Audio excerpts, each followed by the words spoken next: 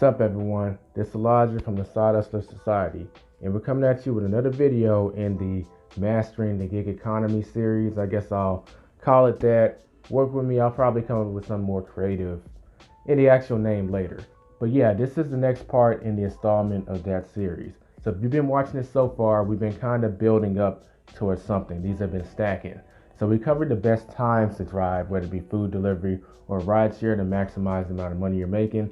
Then we covered the best days to drive based on the supply and demand, that being how many people are placing orders and how many drivers are on the road, which will determine how fast you can get pings and the quality of pings.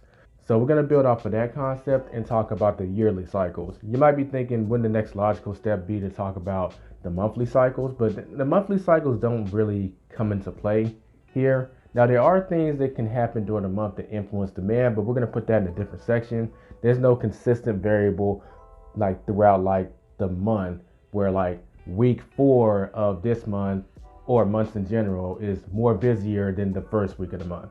That's not really comes into play. What does come into play is there are certain months that are busier than others based on a few different dynamics. The main one being seasonality. So why does that have such an impact? Well, there's 4 seasons, as you know: winter, fall, spring, and summer. And anytime the weather is extreme in some form or fashion, that causes more people to stay at home and not to get out there and do delivery, and to a lesser degree, even rideshare. I mean, I think we've all seen that when it starts snowing, it's surging like crazy because no one wants to get out there and drive. That's just one example. But these extreme weathers can range from it being rainy to it being cold to it being hot. Now, the rain and the snow, that's something that you really can't predict, but it being hot and cold is something that happens on a yearly basis and monthly basis that we can predict. So that's what we're going to be going into.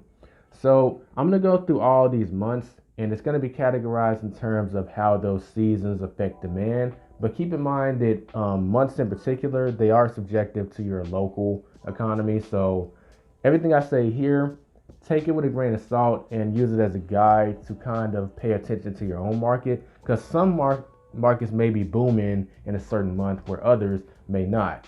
But one thing that's universal is the seasons will have an effect on the demand in your area. So starting off, we're looking at the month January, and January is actually pretty slow because a lot of people actually are doing these apps for extra money that normally wouldn't be on the platform. Good example, college is out, and a lot of college students may hop on Uber or Uber Eats to make some extra money. The same applies for teachers. They may be hopping on these apps to make some extra money. When you combine that with the fact that when it comes to rideshare, people who are normally busy, since there's extra drivers on the road, they may decide to start taking delivery requests to kind of supplement for the lack of money they're making on rideshare. The best example of this I can give is years ago when I ordered Uber Eats, it was tofu fried rice.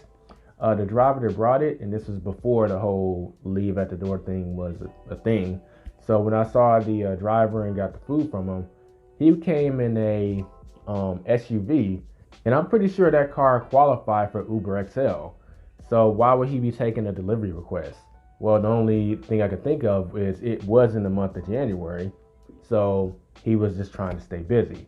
If it was normal rideshare demand, he wouldn't be taking deliveries. At minimum, he'd probably drop down to taking the Uber X, because y'all know Uber XL pays a lot more. So yeah, the reason he is doing deliveries most likely is because it was slow. That's a good example. So you should expect that in January. And to be honest, this would be a great time to take a vacation yourself, because it is really slow. It'll start picking up towards the end of January, like maybe the last 5 days. But yeah, now you might be wondering, does the cold make up for the demand?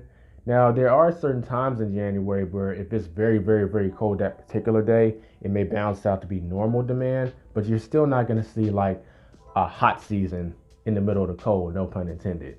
So yeah, moving on to February, a lot of what I said starts to end. So people go back to school, the teachers are back in school, so things start getting back rolling, and things kind of return to medium-ish. Towards the beginning of February, you may see some highs because February is a cold month. So if it's like under 30 degrees or something, people may be staying in the house. And another thing that influences demand in a good way for delivery drivers is if it's real cold and people have a taste for something, they don't tend to want to go out. They'll just order it on Uber Eats or Doordash or whatever. So that's something you use to your advantage. And that cold will keep some drivers from going out because some people, they just can't deal with the cold. So provided you're willing to put up with the cold, it's opportunity for you. And people tend to tip better in colder seasons, I've seen. So that's the thing with February. When we move to March, so March is kind of hot to medium in terms of demand and also sometimes temperatures because it is a transitional season. It's when the spring obviously kicks in, and it could actually start getting real hot. One thing to keep in mind is that spring break is in March, so you may encounter some of what we talked about in January, but a lot of that is offset by if it starts to get hot. The hot will keep drivers in the house too. It doesn't necessarily increase demand sometimes because even if it's hot, people still may go get their food. The cold really makes people start ordering more, but it will keep some drivers off the road provided you're willing to put up with the heat. Make sure you stay hydrated, and if the sun is an issue, you'll get one of those hats that block sunlight. I recommend you don't. I'm just gonna say I don't do it because since I work from home a lot, any exposure to the sun I can get is great. Americans are vitamin D deficient, but use your own judgment for that. Moving on to April and May, it's about medium activity because at this point, it's still springtime, so it'll still be hot. But in general, it's not like there's more activity in April and May as compared to March, so it kind of evens out to be medium. Now, next up, we have the summer, and when I say summer, I mean all summer. So that's the months of June, July, August. This is the time when it's very hot outside a lot of times, and it keeps a lot of drivers away. In fact, you may actually see Uber or DoorDash, whatever, starting to throw some promotions out there because people aren't driving. But the demand doesn't necessarily slow down, so there you go. Talking about those months in particular, June and July are actually slower than August because you do have some of what happened in January happening in the summer months because school is out. So you might have some college students doing it. You might have some professors doing it. You might have some teachers doing it. But it's so hot that it tends to make up for that. So it's not like it's going to be slow. It'll actually be a little above average in terms of activity. But August is when all that stuff stops because everyone goes back. But it's still very hot depending on where you're at. So it'll keep people from going outside, and that means there's more market share for you provided you want to do it. Next, we move on to September and October, which is kind of medium because we're getting into the transition season of fall where it's not hot but it's not cold. We'll be steadily moving into colder. It's usually not enough to keep people indoors though, so it's just kind of medium activity.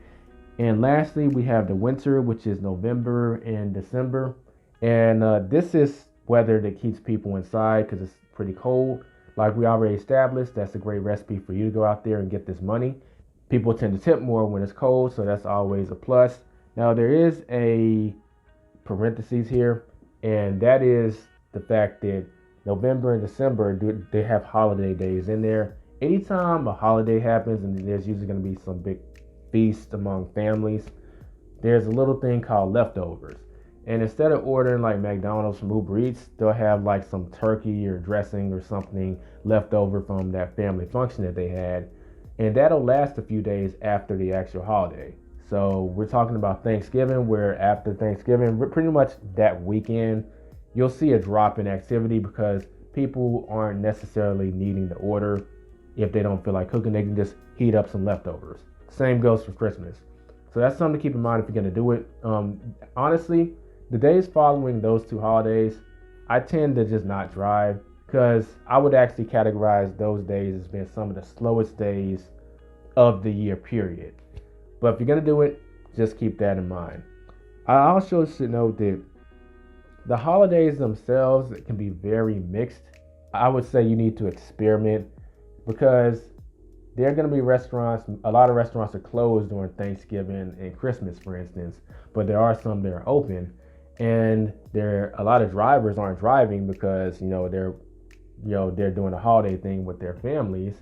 So there's a driver deficiency too, but there's also a deficiency in demand.